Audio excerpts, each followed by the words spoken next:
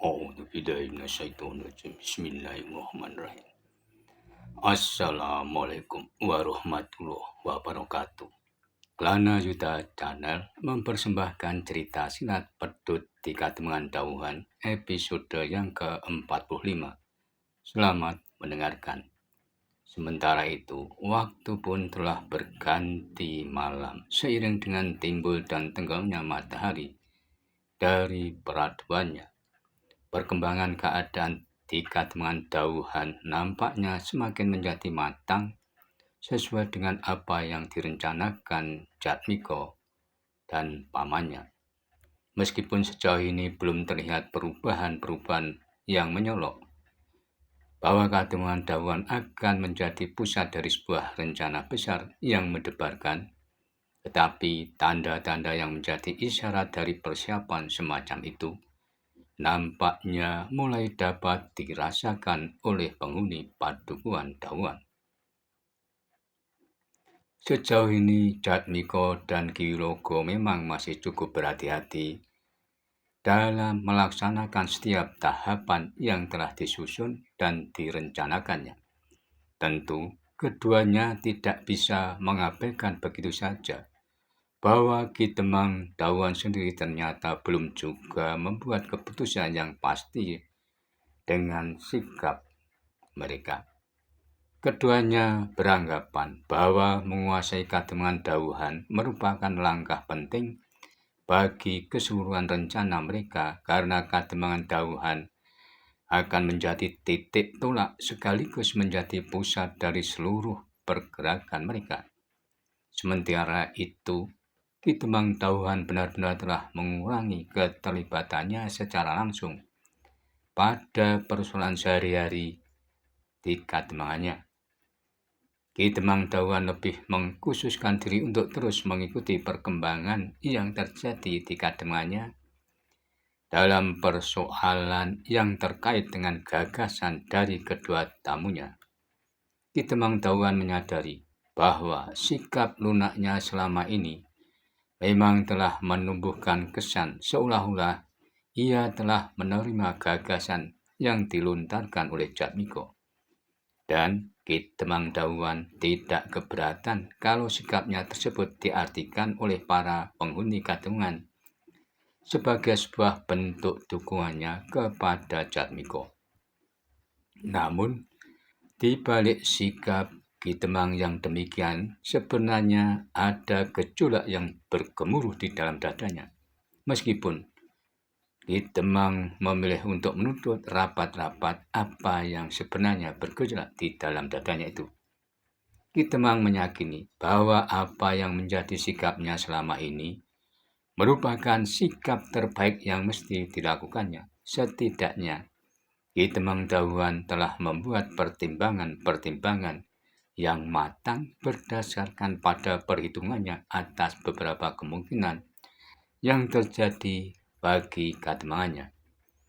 Untuk sementara ini yang dapat dilakukan Ki Temang Dauhan adalah mencoba untuk menghanyutkan diri mengikuti arus yang terjadi meskipun seringkali sikapnya tersebut bertentangan dengan kata hatinya atau bahkan telah menyakiti harga diri dan perasaannya sebagai seorang pemimpin.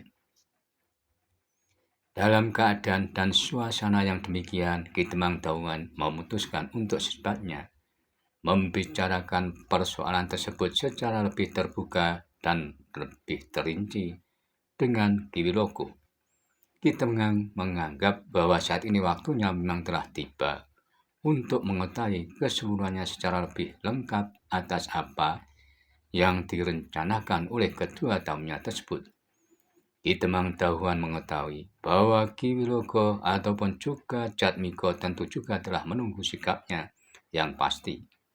Sebenarnya Ki Temang Dauhan sudah dapat meraba kemana arah yang akan dituju dari gagasan besar dan berbahaya yang dilontarkan Jatmiko.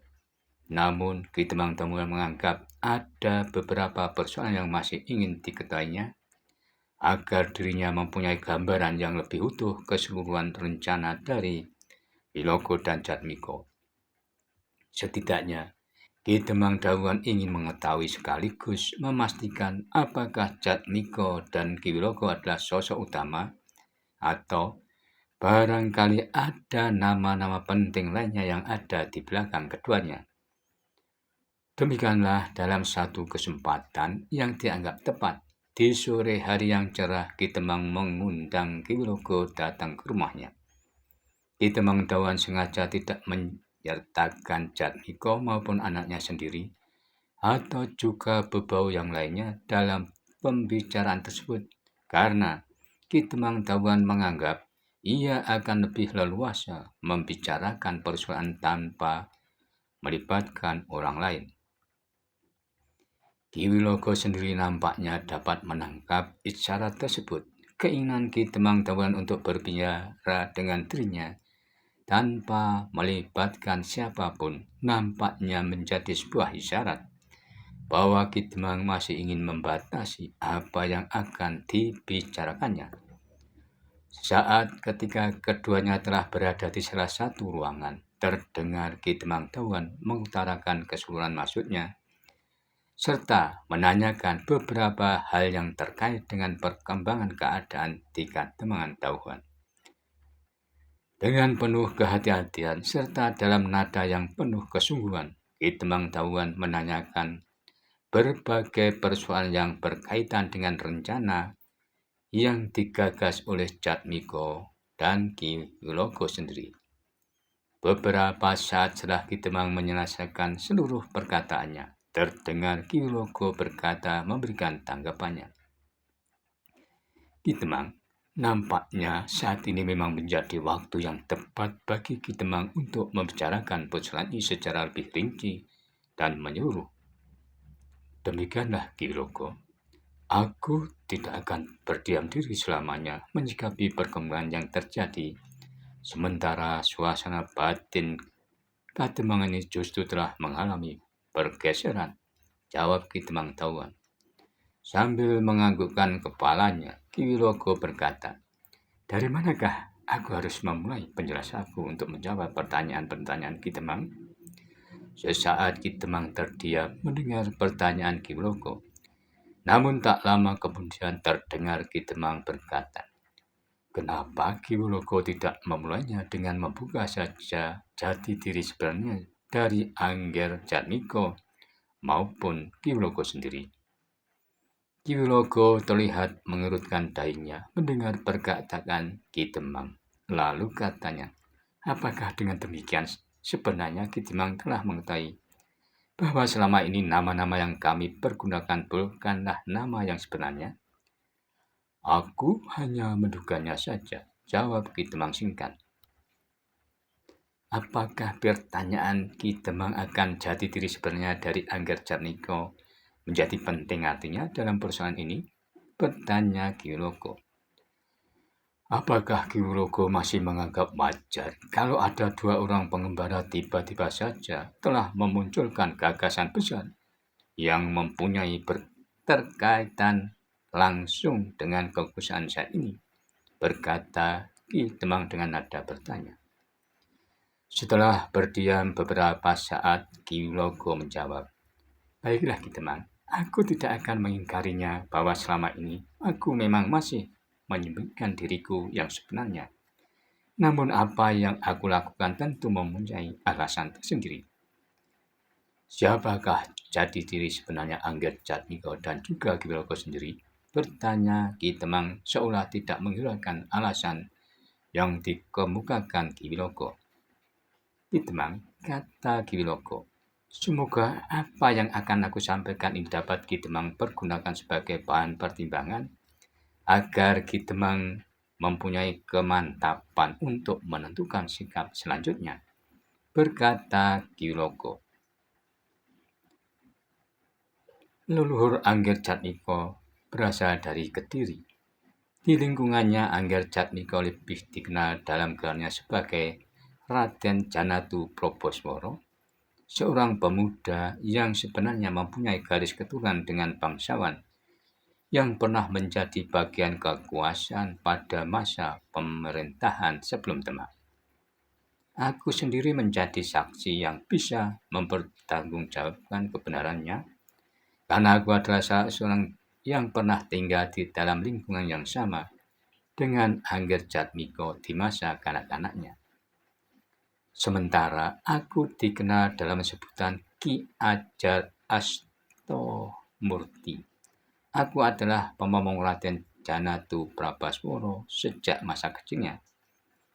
Mendengar keterangan Ki Wilogo, Ki Temang memang tidak bisa menutupi keterkejutannya.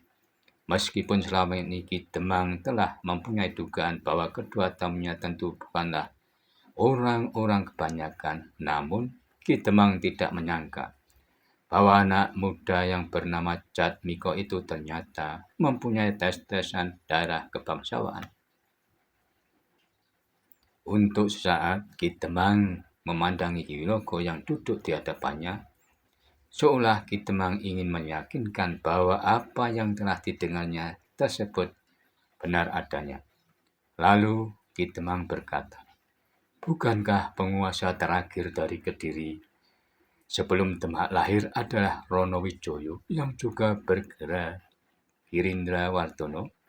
Lantas apa kaitan Angger Jatmiko yang juga disebut sebagai Raden Janatu Prabaswara dengan penguasa terakhir Kediri sebelum akhirnya kekuasaan Majapahit benar-benar menjadi runtuh?"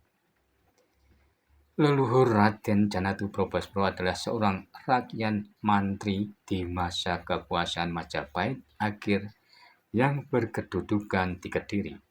Ia seorang senopati besar yang gugur dalam sebuah medan peperangan yang terjadi ketika Kediri harus menahan gempuran dahsyat pasukan yang dipimpin oleh Patih Udara.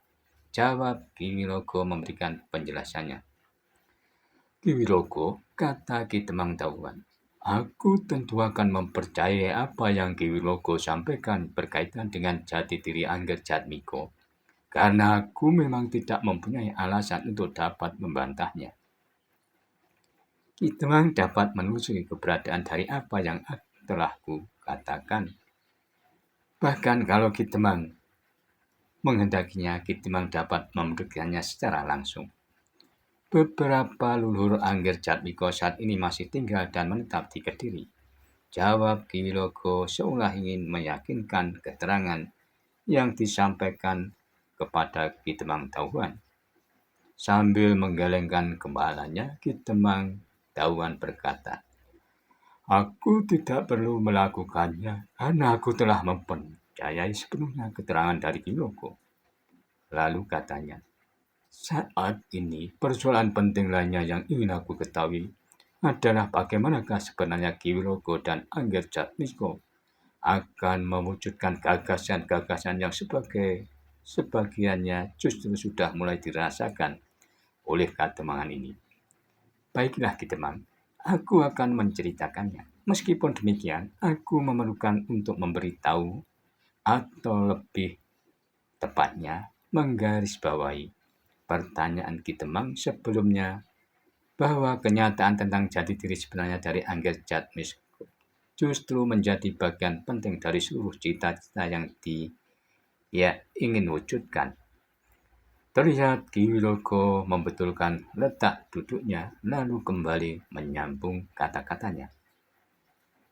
Sebagai seorang yang mempunyai garis keturunan dari seorang yang pernah berada di dalam sebuah kekuasaan pada masa pemerintahan sebelumnya, Angger Jatmiko menganggap bahwa ia mempunyai hak untuk berbicara tentang masa depan negeri ini.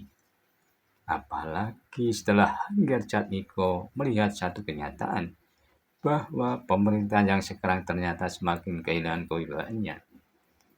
Ki Temang tentu sudah mengetahuinya atau setidaknya mendengarnya bahwa pemerintahan Demak Bintoro yang sekarang semakin kehilangan pengaruhnya karena ketidakmampuan dari pemimpin yang berkuasa saat ini. Untuk sesaat, Ki Wilogo terdiam sejenak, lalu melanjutkan dengan menguraikan rencana secara lebih rinci apa yang menjadi harapan dan keinginan dari Jatmiko yang disebutnya sebagai sebuah cita-cita besar untuk mengembalikan kejayaan yang pernah dimiliki oleh para leluhurnya di masa lalu. Ki Wilogo pun telah menceritakan tentang keseluruhan persiapan yang telah direncanakan dengan cermat dan matang oleh Jatmiko. Termasuk di antaranya adalah keterangan tentang kekuatan besar yang ada di belakang Jatmiko, di mana kekuatan itu saat ini telah siap digerakkan untuk mendukung rencana Jatmiko.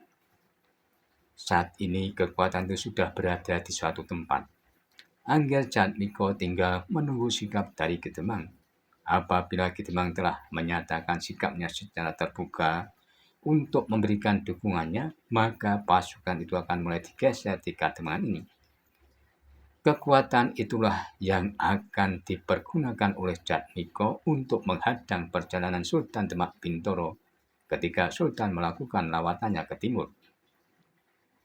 Maaf Ki Wilogo, selagi Temang, perjalanan Kanjeng Sultan Demak bukanlah sebuah perjalanan dalam rangka melakukan sebuah perburuan. Perjalanan yang akan dilakukan Kanjeng Sultan Demak adalah sebuah perjalanan resmi dalam kedudukannya sebagai pemimpin tertinggi dari sebuah pemerintahan. Angger Jatmiko tentu sudah memperhitungkan kekuatan pasukan yang akan mengawal perjalanan Sultan Demak Bintoro, berkata Ki Wilogo yang juga disebut sebagai Ki Haja Astamurti. Para prajurit yang akan mengawal perjalanan Kanjeng Sultan Demak Bintoro bukanlah sekelompok orang dengan latar belakang yang berbeda-beda dan menghibur dirinya menjadi sebuah pasukan secara tiba-tiba. Yang akan mengawal Kanjeng Sultan Trenggono adalah para prajurit pilihan dari kesatuan yang telah terbentuk dalam tempaan yang keras serta memiliki pengalaman yang luas. Desis Ki Temang Tauan. Apa yang Ki Temang katakan memang benar. Bahkan para prajurit Demak Bintoro juga memiliki pengalaman perangnya sampai ke seberang lautan di bawah pimpinan Pangeran Sabranglo, jawab Ki Wilogo. Namun Ki Temang tidak perlu merisaukannya. Yang berada di belakang Angger Jatmiko tidak hanya sekelompok orang yang berasal dari berbagai perguruan. Ada satu pasukan yang terdiri dari prajurit sesungguhnya dalam jumlah yang cukup untuk melakukan sebuah perang gelar sekalipun. Sekelompok prajurit dari wilayah timur dengan kemampuan tempur serta pengalaman yang tidak kalah baiknya dari para prajurit Demak Bintoro. Pasukan inilah yang akan menjadi kekuatan utama Angger Jatmiko. Bagaimanakah dengan Kanjeng Sultan Demak Bintoro sendiri? Desis Ki Temang kembali. Maksud Ki Temang? Bertanya Ki Wilogo. Bagaimanakah seandainya Kanjeng Sultan Trenggono sendiri terpaksa turun ke medan secara langsung? Adakah yang mampu menghentikannya? Sambil mengarahkan pandangnya ke wajah Ki Wilogo, terdengar Ki Temang Tauan melanjutkan perkataannya. Siapapun tentu telah mengetahui bahwa Kanjeng Sultan Demak Bintoro yang sekarang dikenal sebagai seorang dengan kemampuan tiada tuanya. Tak ada yang dapat menyentuh Kanjeng Sultan Trenggono dengan ilmu apapun. Sementara pada saat yang sama, Kanjeng Sultan sendiri dapat berbuat banyak dengan kemampuan yang dimilikinya. Tentu Ki Wilogo telah mendengar betapa tangguhnya ajian mulut putih atau bahkan betapa mengerikannya ajian Norantaka yang dikuasai Kanjeng Sultan Demak Bintoro. Belum lagi ilmu dahsyat yang lainnya, karena Kanjeng Sultan Trenggono adalah seseorang yang menyimpan sebangsal ilmu di dalam dirinya. Apakah Ki Temang menganggap kemungkinan seperti itu akan dilakukan Sultan Demak Bintoro? Bertanya Ki Wilogo. Bukankah lebih baik memperkirakan satu kemungkinan terburuk akan terjadi daripada kita salah dalam membuat perhitungan selanjutnya? Jawab Ki Temang Tauan. Untuk beberapa saat Ki Wilogo terdiam mendengar jawaban Ki Temang. Ia dapat menangkap keraguan dalam diri Ki Temang Tauan dari perkataan yang disampaikannya, dan Ki Wilogo tidak menginginkan Ki Temang mempunyai keraguan dalam sikapnya. agar keseluruhan rencananya tidak menjadi berantakan dan sia-sia. Meskipun demikian, Ki Wilogo tidak akan dengan serta-merta memberikan penjelasan tanpa didasarkan pada pertimbangan yang masuk akal, justru karena yang diajaknya berbicara adalah Ki Demang Dawan yang tentu saja memiliki penilaian serta pengertian yang mapan. Sejenak suasana pun menjadi hening dan hanya terdengar tarikan napas mereka yang pelan dari lubang hidungnya. Demikianlah episode 45 cerita silat Pedut Tiga Demang Dawan, dan nantikanlah episode selanjutnya. Namun bila mana ada yang berkenan, subscribe, like, serta berkomentar dipersilakan. Terima kasih, sampai jumpa.